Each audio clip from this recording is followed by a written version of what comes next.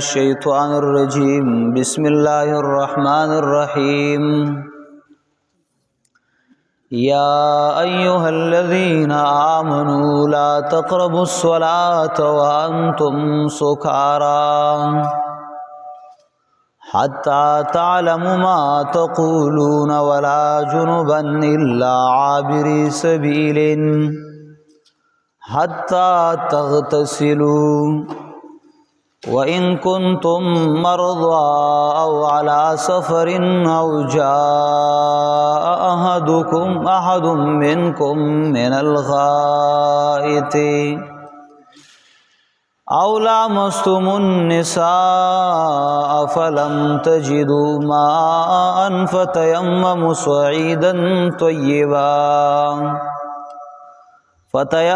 صعيدا طيبا فامسحوا بوجوهكم وأيديكم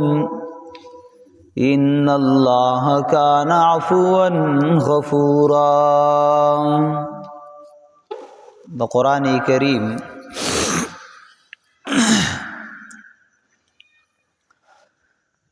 د 15 فارې سورۃ نساء 43 نمبر آیتنا ننانه درس دے. سورۃ نساء کې بیان د هغه امور بیانېدلو چې پاغه سره تزین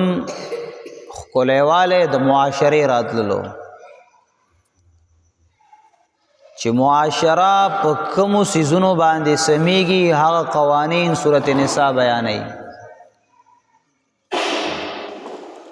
او دا دویم باب په دې سورۃ کې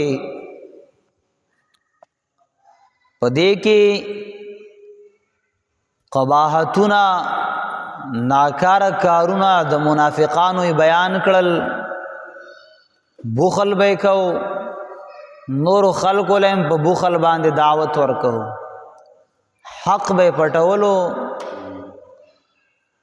او مال چې به لګو نو دریا الناس خلق ته ور باندې ځان خودلو. الله رب العزت بیانو کو چې الله هیڅ کمی نه کوي، هیڅ ظلم نه کوي پچا باندې مثقال ذره په اندازې د یو اورغونته په اندازې د هغه میږي چې هغه سور میږي د هغه په اندازم الله پچا ظلم نه کوي. په دې آیات کې امور مصلحه ذکر کړي او په دې آیات کې د شراب او د جواری په باره کې دا دویم حکم دی. شراب، جواری او د شراب په باره کې 3 آیاتونه نازل شوي دي. سورۃ بقره ورپسې دا آیات او یو آیات د سورۃ مائده تدریجن یعنی سټپ بای سټپ الله د دې د حرمت حکم کړی. مخکې آیات کې طهارت باطینی بیان شو. طهارت باطینی دا ده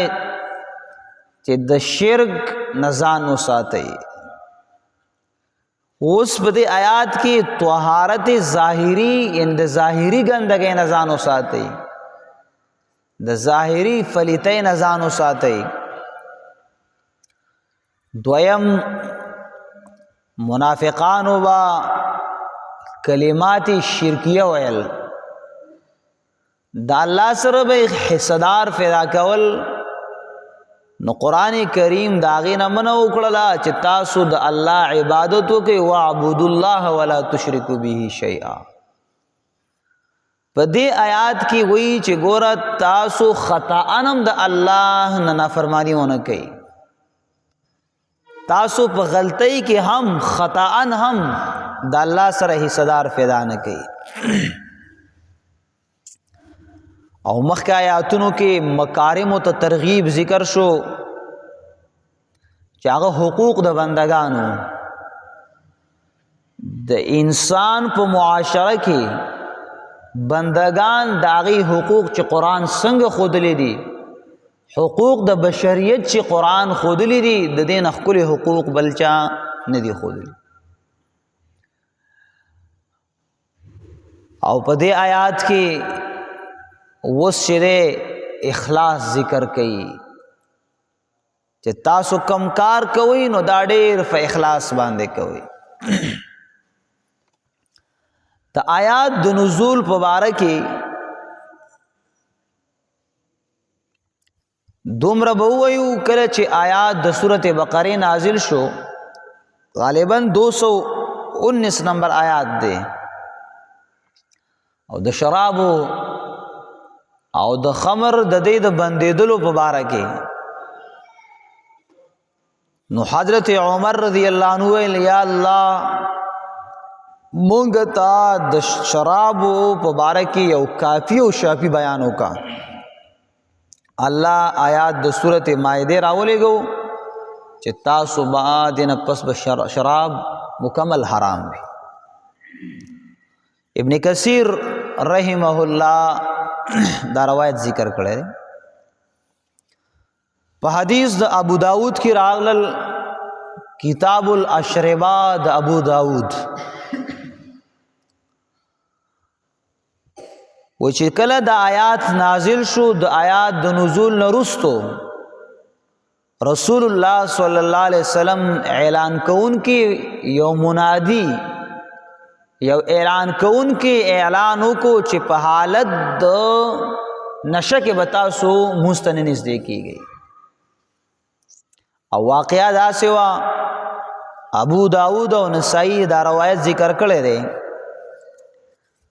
علی رضی اللہ تعالی عنہ وی ثنا لنا عبد الرحمن ابن عوف رضی اللہ تعالی عنہ، منگلا عبد الرحمن ابن عوف ډوډۍ وکړله یا منگله خوراک تیار کو، منگ دا عبد الرحمن بن عوف رضی اللہ عنہ سره خوراک کو روټۍ مو خوړله. وی پس د روټۍ نه هغه شراب راوړل او موږ شراب وسکل. کله چې موږ شراب وسکل خدا واقعا مخکې د حرمت د شرابونه، دی وخت کې شراب لا حرام نه دي. نو بیا سلک ټیم پس د مونږ ټیم برابر رااله، چې د مونږ ټیم رااله عبدالرحمن ابن عوف دا جمع ته مخکې شو، امامتی کولا. وی کله چې سورت کافرون شروع کو نو دا لا لفظ چې دا ټول ختم کو، قل یا ایها الکافرون اعبد ما تعبدون وانتم عابدون ما اعبد وانا عابد ما عبدتم. دا لام دا ټول لره کو. نو دا چې لام ته لري کې نو معنا دا شوا چې تاسو چې د کم معبودانو عبادت کوئ، د کم خلقو عبادت کوئ، من هم دا غي عبادت کو. نو کله چې دغه کارو شو، الله د حرمت آیاتونه راولېږل چې اے د ایمان والاو لا تقربوا الصلاة وانتم سکارا، تاسو مست منځ دیږئ په حالت د نشه کې، په حالت د نشه کې و تاسو مست نه نږدې کیږئ. او سکران جمع د سکر دا، سکر په لغت کې بندولو ته ویل کیږي. او عرب هم وایي چې کله یو نهر په باره کې وایي چې دا نهر دې بند کړی شي نو سکرن نهر، دا نهر دې بند شي. او سکر په فتحې د کاف سره، په زور د کاف سره هر هغه چیز چې نشه پیدا کوي. سفیان ثوری رحمه الله وی چې انسان داسې نشو کی چې داغي په عقل باندې اثر وکي، نو چې کله داغه په عقل باندې اثر وکي او داغه په خبرو کې بدلون وي، هغه پته لګي نه چې زه سوایم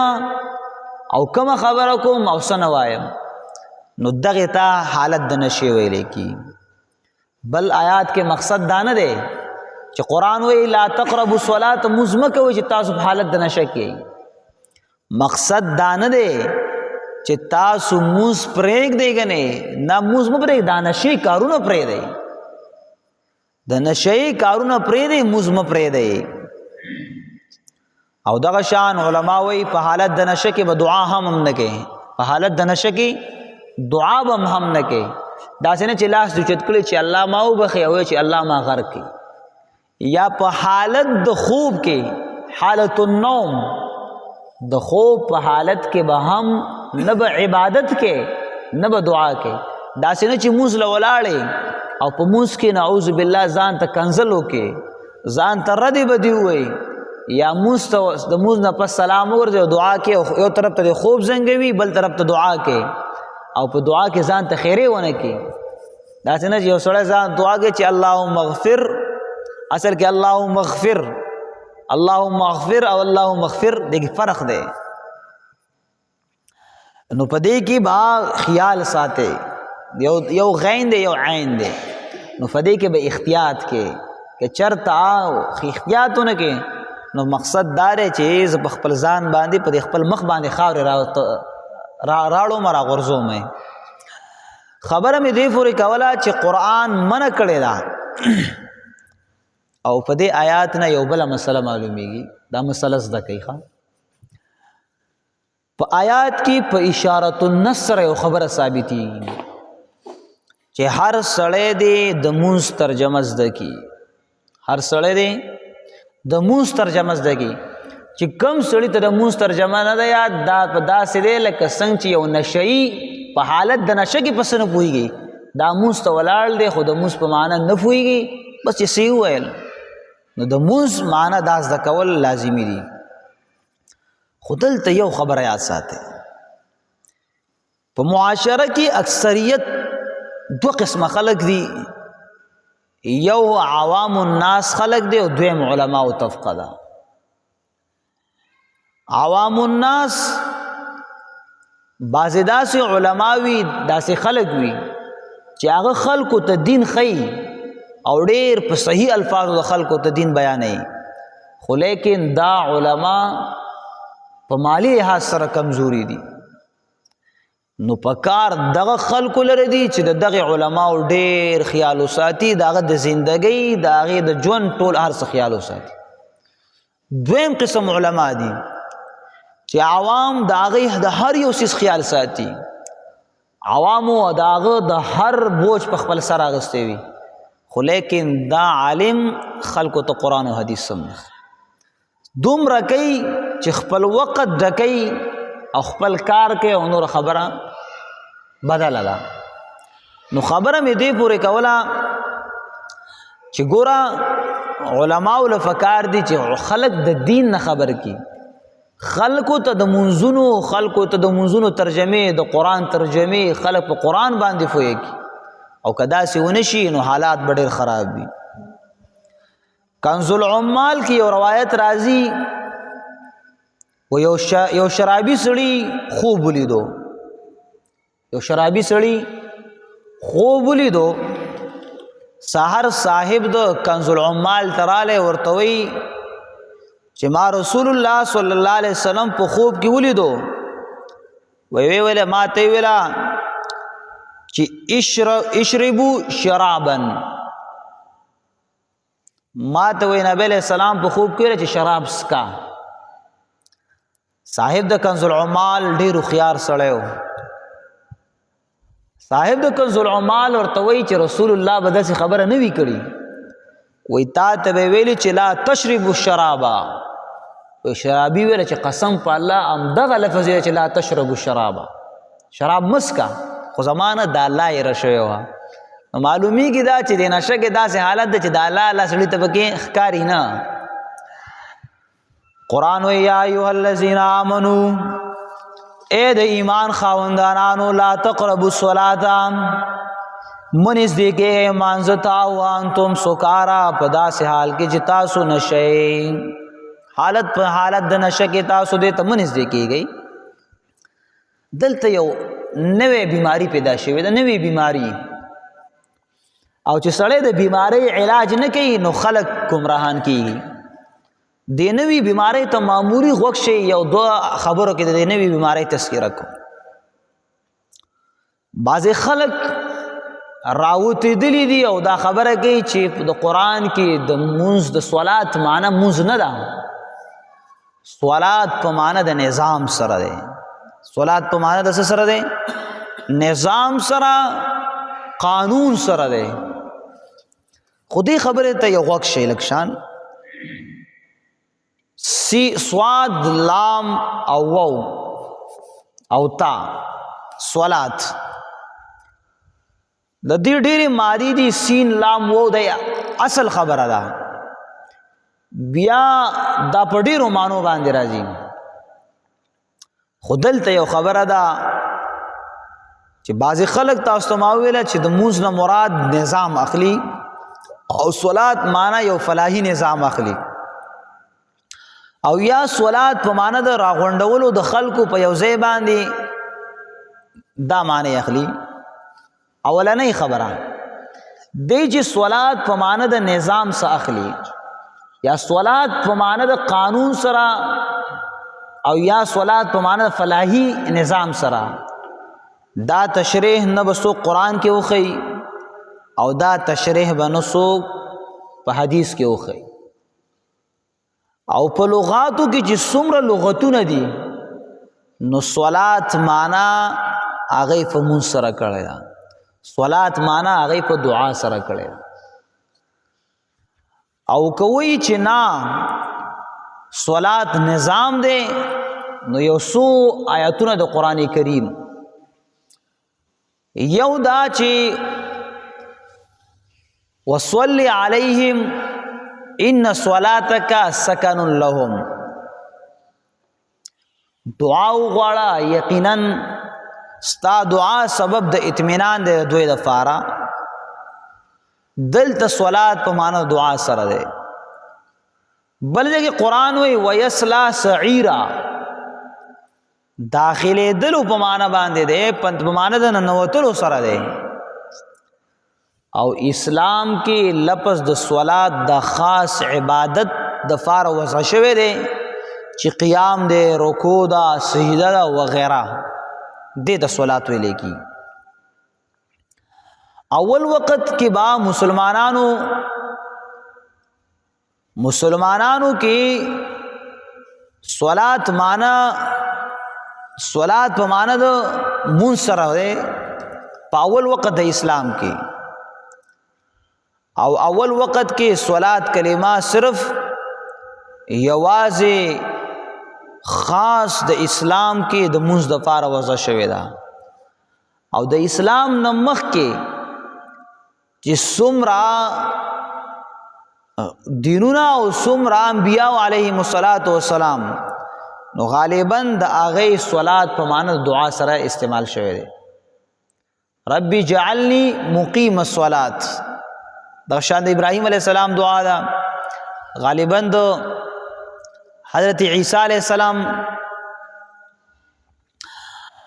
خو مونځ په دې امت کې دا د خلکو د پاره په معنی د صلات په معنی د مونځ دپاره راغلی دی. دویم که صلات په معنی د نظام شي، ستا معنی مې واغسته، صلات په معنی د نظام واخله. د دې آیات څه ترجمه کې حافظو علی الصلوات والصلاة الوسطى، حافظو علی الصلاة والصلاة الوسطى، حافظو علی الصلاة والصلاة الوسطى. دلته صلات جمع راغلی ده ولې نظامونه ګڼ دي، صلوات راوړی دی نو ولې نظامونه ګڼ دي. او دویم چې نظامونه دې ګڼ شو والصلاة الوسطى د درمیانه نظام، د درمیانه نظام پکې د کوم ځای نه راغلی. دلته چې حدیث وګورئ هغه وایي چې د صلات وسطی نه مونځ د مازدیګر مراد دی.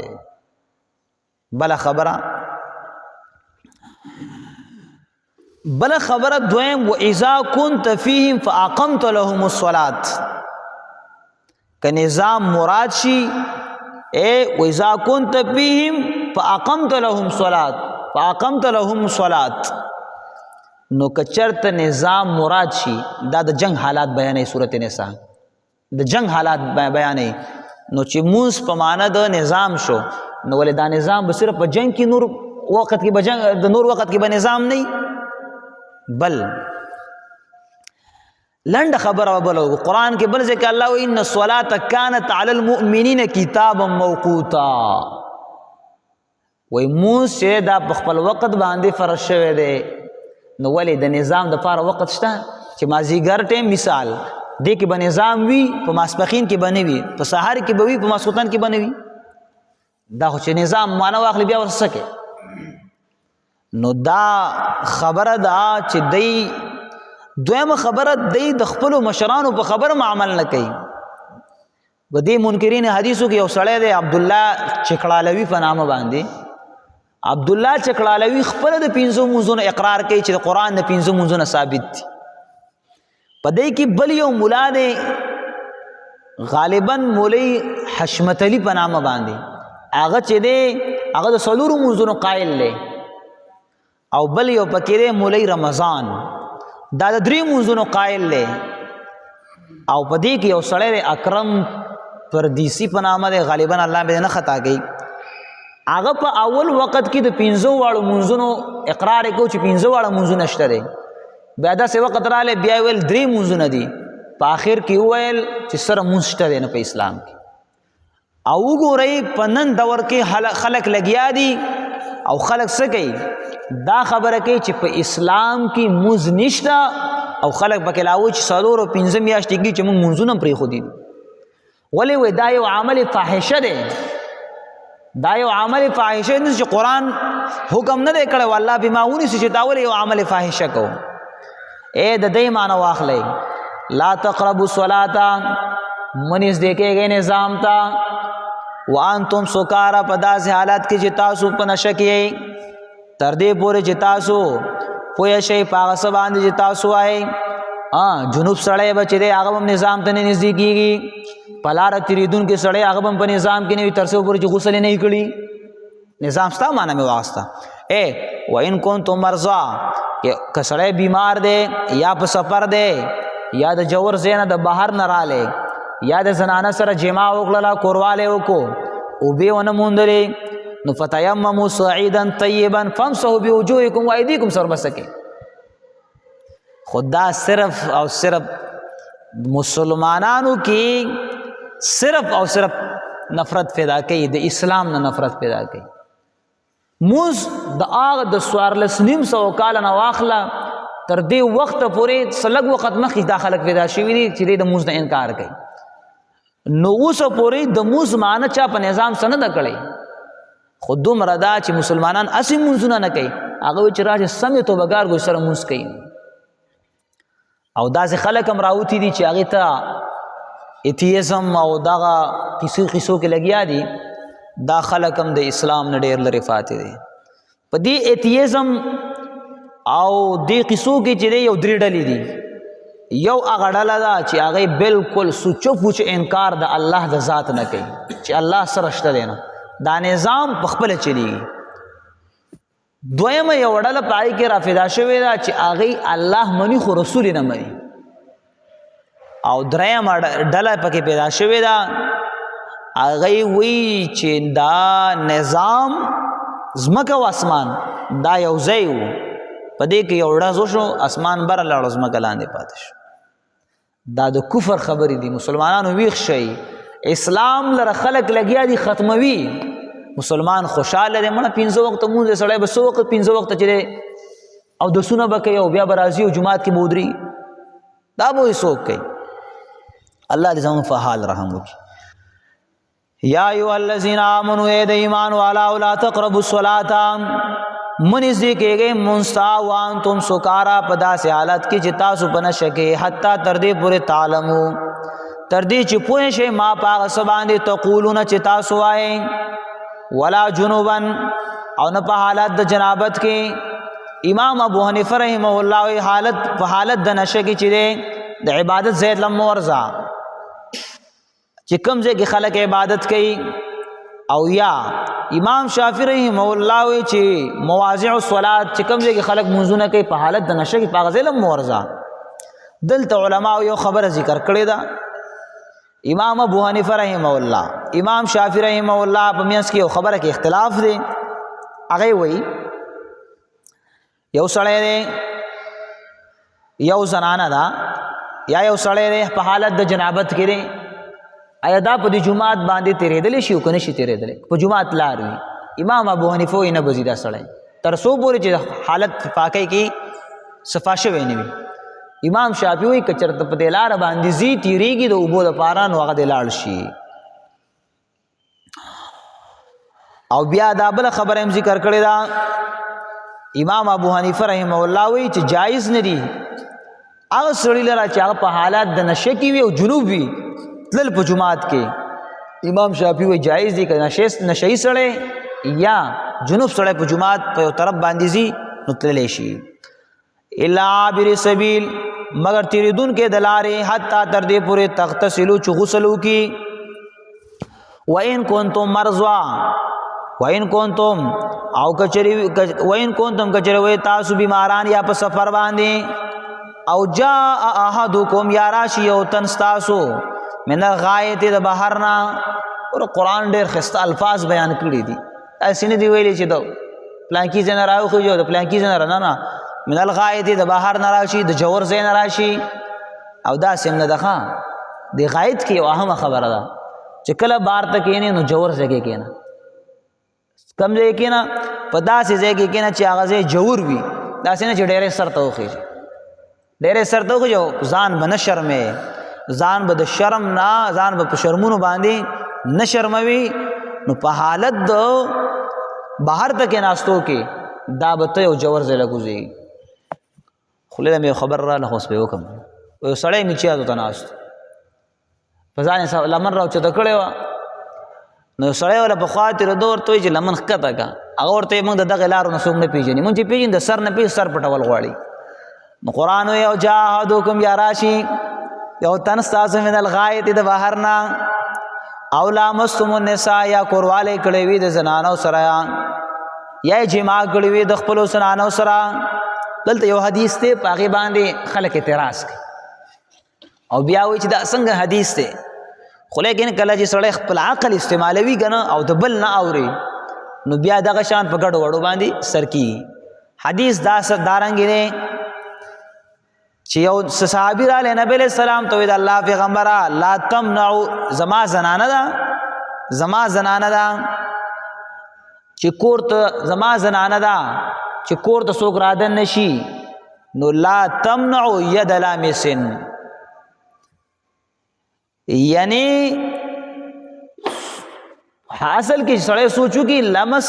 مسکولو ته ویلې کېږي یعنی زما زنانه ده کور ته څوک رادن نشي څوک هر څه کوي دا ورته څه وایي نو خلک د دې نه معنا اخلي دا چې دا زنانه سره مطلب کوروالی کوي لکه صحابي او زنانه سره څنګه داسې الفاظ ویلی شي خو خلک یې وایي نو هغې تشریح کوم بیا تاسو ته خبره د هغې کوم